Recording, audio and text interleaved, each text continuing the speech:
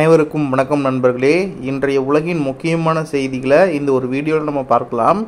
முதல் செய்தியாக நம்ம பார்க்க போகிறது இந்தியா அமெரிக்கா தொடர்பானது தாங்க.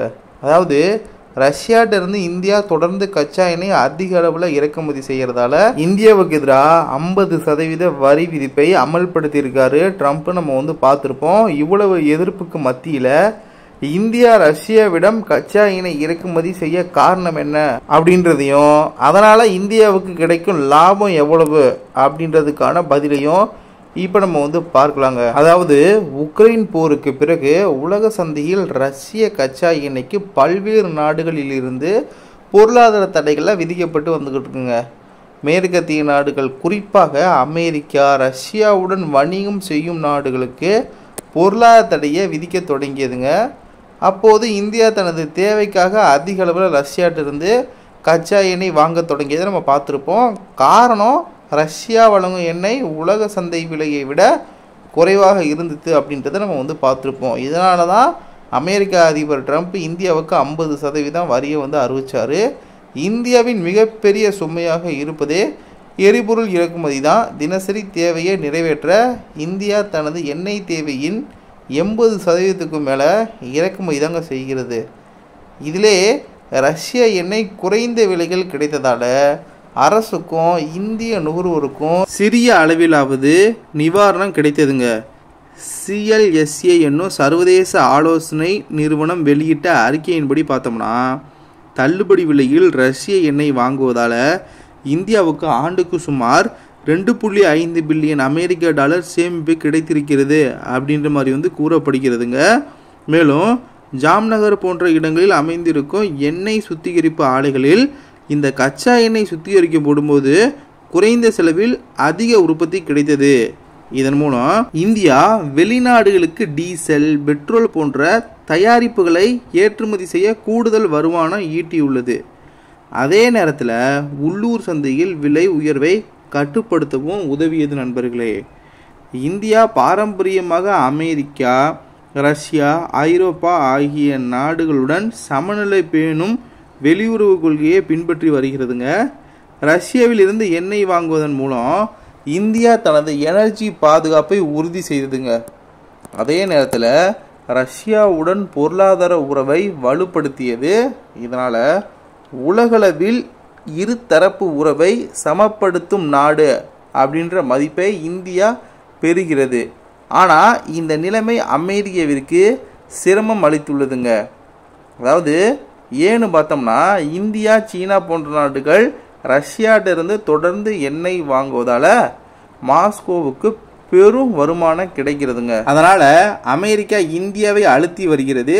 சமீபத்தில் அமெரிக்கா ரஷ்யாவிலிருந்து வரும் சில தயாரிப்புகளுக்கு 50% வரை சுங்க வரி விதித்துள்ளது. மேலும் ஐரோப்பிய ஒன்றியத்தையும் அழுத்தி இந்தியா, சீனா போன்ற நாடுகளுக்கு 100% வரி விதிக்க வேண்டும் அப்படின்ற மாதிரி கேட்டுக்கொண்டிருக்குங்க.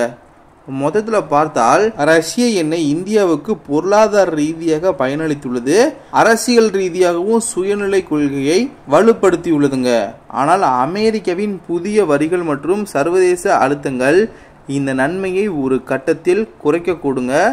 இந்தியா தனது நலனை காக்க ஒருபுறம் ரஷ்யாவுடனும் மறுபுறம் அமெரிக்காவுடனான உறவுகளை சமநிலையாக பேணும் உத்தியை தொடர வேண்டியிருக்கும் அப்படின்ற மாதிரி வல்லுநர்கள், அதாவது பொருளாதார வல்லுநர்கள், பொருளாதார நிபுணர்களுடைய கருத்தாக இருந்துக்கிட்டு இருக்கு.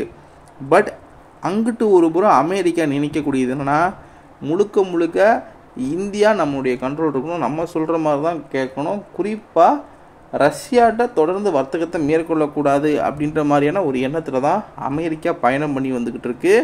பட் இனி வரக்கூடிய நாட்கள்லையும் நிச்சயமாக அமெரிக்கா நினைக்கிறது அப்படின்றது நிறைவேறாது. வேணா சமநிலையாக வேணா உறவு நீடிக்கும். இங்கிட்ட ஒரு புறம் ரஷ்யாவுடன் உறவை முறித்து கொண்டு அமெரிக்காவுடன் உறவு வளரும் அப்படின்றது அமெரிக்கா நினைத்தால் அது நிச்சயமாக நடக்காத ஒரு காரியம்தான் நண்பர்களே. அடுத்த செய்தியாக சீனா தொடர்பானது தாங்க.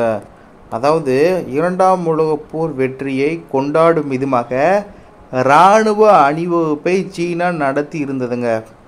இதில் காட்சிப்படுத்தப்பட்டிருந்த ஆயுதங்கள் பயங்கரமானவை அப்படின்ற மாதிரி பேச்சுக்கள் ஒரு பக்கம் எழுந்திருந்த நிலையில், மறுபுறம் காட்சிப்படுத்தப்பட்ட ஆயுதங்கள் அனைத்தும் பயன்பாட்டுக்கு வரவில்லை அப்படின்ற மாதிரி வந்து சொல்லப்படுகிறதுங்க. அதிவேக ஏவுகணைகள், அடுத்த தலைமுறை டேங்கிகள், ஸ்டெல்த் UCAVக்கள், உயர் சக்தி லேசர்கள், சைபர் தாக்குதலால் பாதிக்கப்படாத செயற்கைக்கோள்கள், கண்டம் விட்டு கண்டம் பாயும் அணு ஏவுகணைகள் என பல ஆயுதங்கள், நவீன தொழில்நுட்பங்கள் காட்சிப்படுத்தப்பட்டிருந்தன. இத்துடன் ட்ரோன்கள் மற்றும் வான் பாதுகாப்பு அமைப்புகளுடன் கூடிய தனது புதிய டைப் 100 டாங்கிகளையும் சீனா அறிமுகப்படுத்தியதுங்க.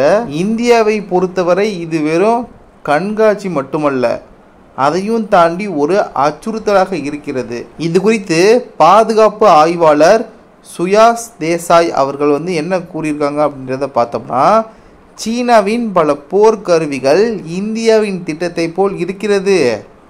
உள்நாட்டில் தயாரிக்கப்பட்ட ஆயுதங்களை சீனா காட்சிப்படுத்தி இருப்பது கவனிக்க வேண்டிய அவசியம்தான். ஆனால் காட்சிப்படுத்தப்பட்டு விட்டது என்பதற்காகவே அவை அனைத்தும் பயன்பாட்டில் இருக்கிறது அப்படின்ற மாதிரி அர்த்தம் கிடையாது அப்படின்ற மாதிரி வந்து கூறியிருக்காங்க. சீனா 141 கோடி மக்கள் தொகையை கொண்டிருக்கிறது. சீனாவில் ஒவ்வொரு ஆண்டும் 2.4 கோடி பேர் இராணுவத்தில் சேரும் வயதை எட்டுகிறார்கள். இந்தியாவில் இது 1.9 கோடியாக இருக்கிறது. மற்ற ஒப்பீடுகள்லாம் வந்து பார்த்தோம்னா இப்போ வரிசையாக பார்ப்போம். அதாவது சீனாவில் இராணுவ வீரர்கள் நம்ம வந்து எடுத்துக்கிட்டோம்னா 20 லட்சம் பேர் வந்து இருக்கிறாங்கங்க. ரிசர்வ் படை வந்து 5.10 லட்சம்ங்க. துணை இராணுவம் பார்த்தோம்னா 6.25 லட்சம். இராணுவ செலவு பார்த்தோம்னா 22,296 கோடி ரூபாய்ங்க. மொத்த இராணுவ விமானங்கள் 3,309, போர் விமானங்கள் 1,212, விமானம் தாங்கி போர்க்கப்பல் 3, நீர்மூழ்கி கப்பல் 61, மொத்த இராணுவ கப்பல் 754ங்க. அடுத்து அப்படி நம்ம இந்தியாவிற்கு வந்தோம்னா இராணுவ வீரர்கள் 14 லட்சம் பேர். ரிசர்வ் படை வந்து பார்த்தோம்னா 11 லட்சம். துணை இராணுவம் பார்த்தோம்னா 25 லட்சம். இராணுவ செலவு பார்த்தோம்னா 6,262 கோடி ரூபாய்ங்க. மொத்த இராணுவ விமானங்களை பார்த்தோம்னா 2,229, போர் விமானங்கள் 513, விமானம் தாங்கி போர்க்கப்பல் 2, நீர்மூழ்கி கப்பல் 18, மொத்த இராணுவ கப்பல் வந்து 293ங்க. இந்த அளவு தான் தற்போதைய நிலவரப்படி இரு நாடுகளிலையும் காணப்படுகிறது.